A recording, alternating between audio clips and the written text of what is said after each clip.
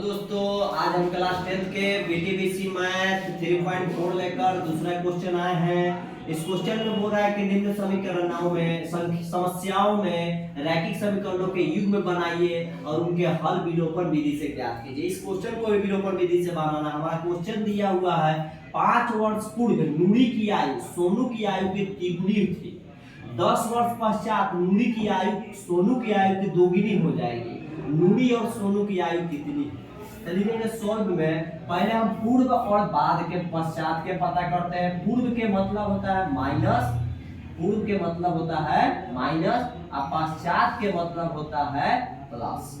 याद रखना है हमेशा, जहां पूर्व और पश्चात आया, चाहे बाद आया चाहे पहले आया, पहले आएगा तो माइनस और बाद आएगा तो प्लस। हम लिखेंगे माना कि नूरी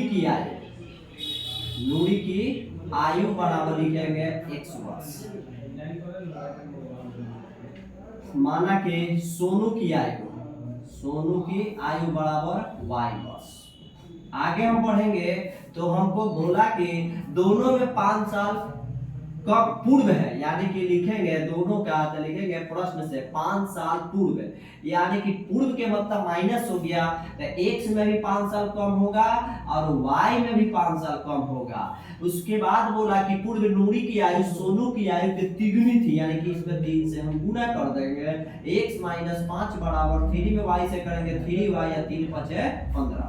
x - 3y बराबर हो जाएगा -15 + 5।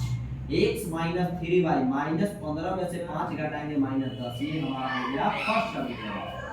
लिखेंगे पुनः प्रश्न में क्या दिया हुआ है कि इसमें बोल रहा है कि 10 वर्ष पश्चात, यानी कि दोनों में 10-10 साल जोड़ देना है। 10 साल इसमें भी जोड़ देना है, 10 साल इसमें भी जोड़ देना है।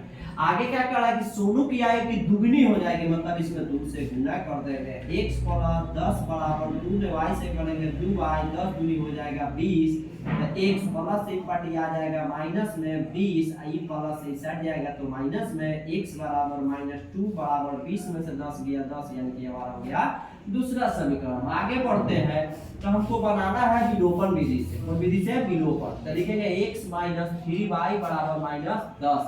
दूसरा समीकरण x - 2y बराबर हो जाएगा 10। इसको मान लेंगे पहला, इसको मान लेंगे दूसरा।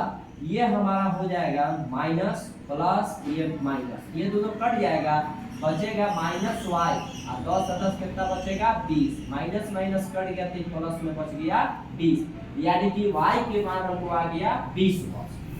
अब आगे बढ़ेंगे, लिखेंगे अब समीकरण 1 में y का मान रखने पर, y का मान जब रखेंगे फर्स्ट में तो लिखेंगे x - 3y बराबर हो गया -10। x - 3 y के मान हमको दिया हुआ है 20 बराबर -10। x 20 हो जाएगा 60 - 10, माइनस इस साइड जाएगा तो ये हो जाएगा प्लस में, x बराबर हो जाएगा 50। यानी कि हमको x का भी मालूम हो गया और y का भी मालूम हो गया।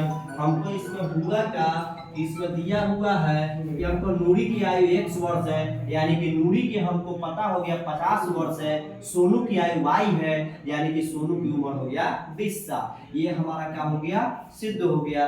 तब तक के लिए धन्यवाद। फिर से हम अगले वीडियो मिलेंगे।